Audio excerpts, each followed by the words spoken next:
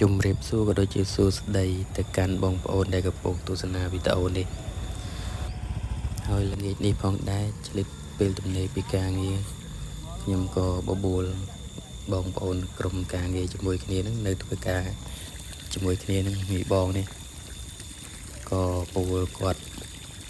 មកបងសំណាញ់លេងឬល្បីថាគេបងបានច្រើនបងបែកស្អាតតែនេះសំណាញ់ទី1របស់គាត់ខានបងយូរដែរនៅអូសមកទៅបានមកសំណាញ់នេះបានគាត់បានដែរបងប្អូនចាំ1គីឡូដែរឥឡូវបងទៀតហើយខ្ញុំថតកាត់ទេបងប្អូនដើម្បីកុំឲ្យបងប្អូនទស្សនាសាំអញ្ចឹងណាแล้วก็អូសមកទៀតដែរនៅតំបន់ហ្នឹងសបោត្រីបងប្អូនដល់ពេលខែទឹកស្រកអញ្ចឹងទៅសបោបងមកសំណាញ់បាន1គីឡូដែរហ្នឹងតែគាត់ថាបងហត់ដែរទម្រាំបានមកសំណាញ់ចាំមើលសិនទៅបានបងតាមលើបងប្អូនមើលទៅបានគូសំនេះតែ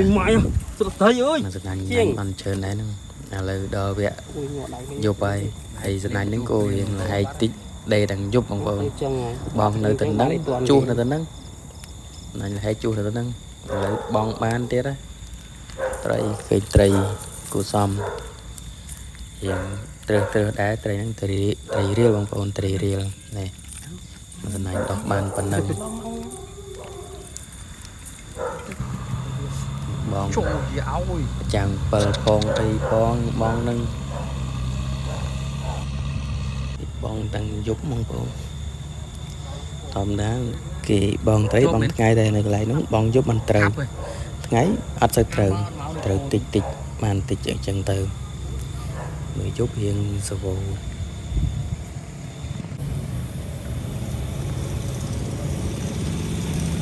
តាមលើកមកបងត្រីចាណោមកត្រីមកសំណាញ់នេះអែមមកស្ទះនេះបងប្អូនចូលត្រីស្រាលទៅលេងវីដេអូនេះដឹងថាទៅជំនួសចូលយកត្រីទៅបងប្អូនទៅជឿណាចាក់ទៅយប់បងខ្លះឃើញមិត្តខ្លះឃើញភ្លឺចឹងទៅបងប្អូនអូកន្លែងណាសុបាយអូបងត្រីចៅងាកចុះងាកឡើងត្រីជើណាបងប្អូនអើយបងទៀតឥឡូវគាត់ចាប់តាមបងទៀតខ្ញុំថតកាត់ដើម្បីឲ្យបងប្អូនឃើញអរគុណមកទស្សនាវីដេអូ